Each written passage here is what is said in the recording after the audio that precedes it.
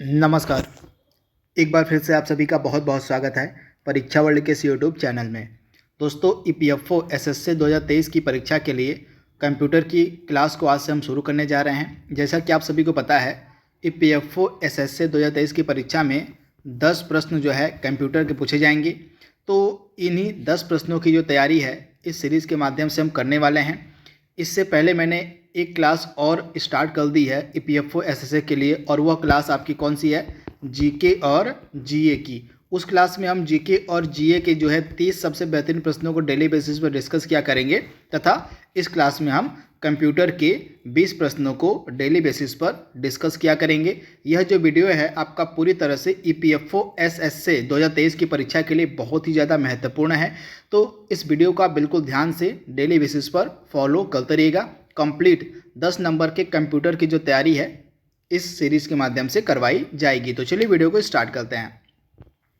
आपका सिलेबस यहाँ पे लिखा गया है। सिलेबस को एक बार आप देख लीजिए। कंप्यूटर जो है आपका 10 नंबर का पूछा जाएगा और मार्क्स इसके रहेंगे 40, यानी कि टोटल 40 नंबर का वेटेज रहेगा कंप्यूटर का आपके ईपीएफओ एसएससी की परीक्षा में। तो पहला प्रश्न आपके स्क्रीन पर है, निम्नलिखित में से किसे कंप्यूटर का पितामह कहा जाता है? काफ़ी इंपॉर्टेंट प्रश्न है। फादर ऑफ कंप्यूटर आपसे पूछा जा रहा है कि कंप्यूटर का पितामह किसे कहा जाता है? तो राइट आंसर क्या हो जाएगा? चार्ल्स बैबेज को। ऑप्शन आपका बी यहाँ पे बिल्कुल सही हो जाएगा। अगला प्रश्न आपके स्क्रीन पर है, सर्वप्रथम आधुनिक कंप्यूटर की खोज कब हुई थी? पहली बार यानी कि सर्वप्रथम बार जो मॉडर्न कंप्यूटर थे कब इन्वेंट किए गए थे, कब खोजे गए थे? तो राइट आंसर क्या हो जाएगा आपका? 1946 में। ऑप्शन आपका ए यहाँ पे बिल्कुल सही हो जाएगा। अगला प्रश्न आपके स्क्रीन पर है, वह हार्डवेयर डिवाइस कौन सी है जिसे आमतौर पर कंप्यूटर का ब्रेन कहा जाता है? काफ़ी सिंपल सा प्रश्न है। राइट आंसर क्या हो जाएगा?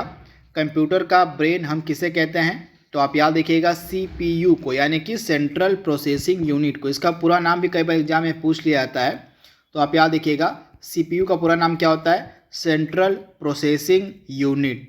अगला प्रश्न आपके स्क्रीन पर है, इंटीग्रेटेड सर्किट चिप का विकास किसके द्वारा किया गया था? इंटीग्रेटेड सर्किट चिप का जो आविष्कार है या विकास है, यह किसके द्वारा किया गया था? तो राइट आंसर आपका क्या हो जाएगा? जे.एस. किल्बी के द्वारा। ऑप्शन आपका यहाँ पे सी जो है बिल्कुल सही हो जाएगा। जे.एस. किल्बी के द्वारा जो है इंटीग्रेटेड सर्किट चिप का जो विकास है वह किया गया था। ऑप्शन सी आपका यहाँ पे 100% सही हो जाएगा। पांचवा प्रश्न आपके स्क्रीन पर है, इंटीग्रेटेड सर्किट चिप पर किसकी परत होती है? सिलिकॉन की होती है, निकिल की होती है, आयरन की होती है या कॉपर की होती है?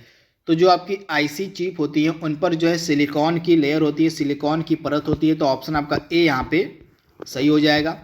अगला प्रश्न आपके स्क्रीन पर है, किसी प्रोग्राम में बग को क्या कहा जाता है? कोई प्रोग्राम जो होता है उसमें अगर कोई बग आ जाता है तो वह बग होता क्या, आपसे पूछा जा रहा है। तो आप याद रखिएगा किसी प्रोग्राम में बग को कहा जाता है एरर, यानी कि ऑप्शन आपका बी यहाँ पे बिल्कुल सही हो जाएगा। किसी प्रोग्राम में जो है बग को एरर के नाम से हम जानते हैं, तथा इस बग को हटाने के लिए, मतलब इस बग को जो जब हटाया जाता है तो उसको हम क्या कहते हैं? तो उसको हम डीबगिंग के नाम से जानते हैं। यानी कि इस बग को अगर प्रोग्राम में से हटाना हो तो उस प्रक्रिया को हम डीबगिंग के नाम से जानते हैं। तो इसके बारे में आप याद रखिएगा। अगला प्रश्न आपके स्क्रीन पर है, कंप्यूटर में शब्द की लंबाई किसके द्वारा मापी जाती है? आप याद रखिएगा कंप्यूटर में जो शब्द की लंबाई है उसको किसके द्वारा मापा जाता है? तो बिट में, यानी कि ऑप्शन आपका बी यहाँ पे बिल्कुल सही हो जाएगा, बिट में। अगला प्रश्न आपके स्क्रीन पर है, कंप्यूटर का सबसे महत्वपूर्ण भाग कौन सा है? महत्वपूर्ण प्रश्न है। यहाँ पे आपसे पूछा जा रहा है दिया गया ऑप्शंस में से कि कंप्यूटर का सबसे महत्वपूर्ण भाग कौन सा है? सीपीयू है, कीबोर्ड है, डिस्क है या प्रिंटर है? तो आई होप इसका आंसर सभी लोग देंगे। राइट आंसर क्या हो जाएगा? सीपीयू, यानी कि सेंट्रल प्रोसेसिंग यूनिट जो है यह कंप्यूटर का सबसे महत्वपूर्ण भाग होता है, यानी कि ऑप्शन आपका ए यहाँ पे बिल्कुल सही हो जाएगा। तथा सीपीयू का पूरा नाम क्या होता है? Central processing unit. अगला प्रश्न आपके स्क्रीन पर है, मेगाबाइट में क्या मापा जाता है? आपसे यहाँ पे पूछा जा रहा है कि मेगाबाइट में हम क्या मापते हैं? तो आप याद रखिएगा कंप्यूटर की जो स्मृति क्षमता है उसको हम मेगाबाइट में मापते हैं। तो ऑप्शन आपका सी यहाँ पे बिल्कुल सही हो जाएगा। अगला प्रश्न आपके स्क्रीन पर है, मेमोरी शब्द किससे संबंधित है? जो मेमोरी शब्द है इसका संबंध निम्नलिखित में से किससे होता है? लॉजिक से, कंट्रोल से, इनपुट से या स्टोरेज से। तो इसी तरह के कॉमन से प्रश्न आपके एग्जाम में कंप्यूटर के पूछे जाएंगे। तो इस प्रश्न का राइट आंसर क्या हो जाएगा? मेमोरी शब्द का जो प्रयोग है, संबंध है, वह स्टोरेज के लिए किया जाता है, यानी कि ऑप्शन आपका यहाँ पे जो डी है बिल्कुल सही हो जाएगा। मेमोरी शब्द का संबंध आपका स्टोरेज से हो जाएगा। 11वां प्रश्न आपकी स्क्रीन पर है, 1024 बाइट किसके बराबर होती है? इंपॉर्टेंट प्रश्न है। 1024 बाइट जो है यह किसके बराबर होती है? तो 1 KB के, KB का मतलब क्या होता है? 1 KB का मतलब होता है आपका 1 किलो बाइट, यानी कि KB का मतलब किससे हो जाएगा? KB का मतलब किलो बाइट से होता है। तो 1 किलो बाइट में कितना होता है? तो 1 किलो बाइट में आपका 1024 बाइट होता है। तो ये फैक्ट आप याद रखिएगा, ऑप्शन डी आपका बिल्कुल सही हो जाएगा। अगला प्रश्न आपके स्क्रीन पर है, कंप्यूटर हार्डवेयर जो आंकड़ों को बहुत अधिक मात्रा को भंडार में रख सकता है उसको हम क्या कहते हैं? यानी कि आंकड़ों की बहुत अधिक मात्रा को भंडार में रखने वाला कंप्यूटर हार्डवेयर क्या कहलाता है? तो दिए गए ऑप्शंस में से आपको सही आंसर का चयन करना है। तो आप याद देखिएगा, इस ऑप्शन में से आपका चिप जो है बिल्कुल सही हो जाएगा, यानी कि ऑप्शन आपका बी यहाँ पे बिल्कुल सही हो जाएगा। अगला प्रश्न आपके स्क्रीन पर है, कंप्यूटर का नियंत्रक भाग कहलाता है? कंप्यूटर का नियंत्रक भाग कौन सा कहलाता है इसमें से? तो आप याद देखिएगा CPU, यानी कि ऑप्शन आपका ए यहाँ पे बिल्कुल सही हो जाएगा। अगेन CPU जो है कंप्यूटर का नियंत्रक भाग कहलाता है। तो ये फैक्ट आपको याद रखना है। अगला भाग आपके स्क्रीन पर है प्रश्न, PC का मतलब यहाँ पे पूछा गया है कि PC का मतलब क्या होता है? तो PC का मतलब होता है आपका निजी कंप्यूटर, यानी कि ऑप्शन आपका बी यहाँ पे बिल्कुल सही हो जाएगा। PC का मतलब आपका क्या होता है? निजी कंप्यूटर से होता है। तो ऑप्शन आपका बी यहाँ पे बिल्कुल सही हो जाएगा। अगला प्रश्न आपके स्क्रीन पर है, सर्वाधिक तेज गति का यहाँ पे प्रिंटर पूछा गया है कि सर्वाधिक यानी कि सबसे तेज गति का जो प्रिंटर है वह कौन सा है? तो आप याद देखिएगा, ये सभी आपके प्रिंटर के प्रकार हैं, laser printer, jet printer, thermal printer और डेजी व्हील प्रिंटर। इन चारों प्रिंटर में से सबसे तेज गति का जो प्रिंटर है वह आपका लेजर प्रिंटर हो जाएगा, यानी कि ऑप्शन आपका ए यहाँ पे बिल्कुल सही हो जाएगा, आप याद रखिएगा। 16वां प्रश्न आपके स्क्रीन पर है, वर्तमान में दुनिया का सबसे शक्तिशाली सुपर कंप्यूटर कौन सा है? तो प्रेजेंट टाइम की अगर हम बात करें तो वर्तमान में दुनिया का सबसे तेज, सबसे शक्तिशाली सुपर कंप्यूटर आपको मिलेगा फ्रंटियर। यह आपका अमेरिका का, यानी कि ऑप्शन आपका ए यहाँ पे बिल्कुल सही है। अमेरिका का जो फ्रंटियर सुपर कंप्यूटर है यह दुनिया का सबसे शक्तिशाली सुपर कंप्यूटर है वर्तमान में, यानी कि ऑप्शन आपका ए यहाँ पे बिल्कुल सही हो जाएगा। इसका नाम आप याद रखिएगा, इसका नाम है फ्रंटियर और यह किस देश का है? तो अमेरिका का सुपर कंप्यूटर है। 17वां प्रश्न आपके स्क्रीन पर है, निम्नलिखित में से कौन सी वैज्ञानिक कंप्यूटर भाषा है?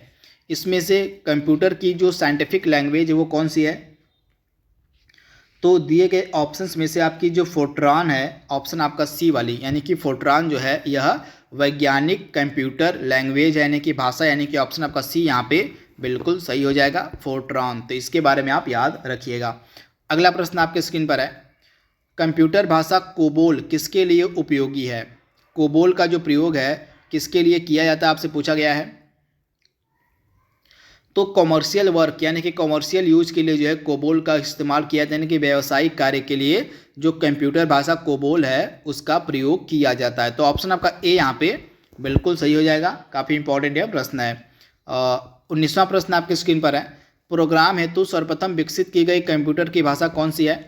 प्रोग्राम के लिए सर्वप्रथम विकसित की गई कंप्यूटर की भाषा यहाँ पे पूछी गई है कि कौन सी है? तो आप याद देखिएगा, प्रोग्राम के लिए जो पहली बार विकसित की गई कंप्यूटर की भाषा थी उसका नाम था फोर्ट्रॉन, यानी कि ऑप्शन आपका सी यहाँ पे बिल्कुल सही हो जाएगा, फोर्ट्रॉन। आज के सेशन का लास्ट प्रश्न आपके स्क्रीन पर है, कंप्यूटर भाषा जावा का आविष्कारक यहाँ पे पूछा गया कि जो कंप्यूटर लैंग्वेज भाषा आपकी जावा है इसका आविष्कारक कौन है? तो सन माइक्रो सिस्टम, कंपनी पूछ ले तो सन माइक्रो सिस्टम हो जाएगा। और व्यक्ति का नाम पूछ ले तो व्यक्ति का नाम हो जाएगा जेम्स गोसलिंग। तो दोनों आपको याद रखना है। अगर कंपनी पूछ ले तो सन माइक्रो सिस्टम हो जाएगा, अगर व्यक्ति पूछ ले तो जेम्स गोसलिंग। तो सन माइक्रो सिस्टम के जेम्स गोसलिंग के द्वारा जो है इस लैंग्वेज का जो है आविष्कार किया गया था, जिसका नाम है जावा। तो काफ़ी इम्पोर्टेंट यह वर्तमान में लैंग्वेज आपकी जावा है, जिसको विकसित किया गया था सन माइक्रो सिस्टम के जेम्स गोसलिंग के द्वारा। तो ये फैक्ट आप याद रखिएगा। तो यह पहला वीडियो था EPFO SSC 2023 की परीक्षा के लिए कंप्यूटर के 20 प्रश्नों को हमने यहाँ पे कंप्लीट कर लिया है। आई होप यह वीडियो आपको पसंद आएगा। तो आज के लिए बस इतना ही। Thank you, thanks for watching, thank you.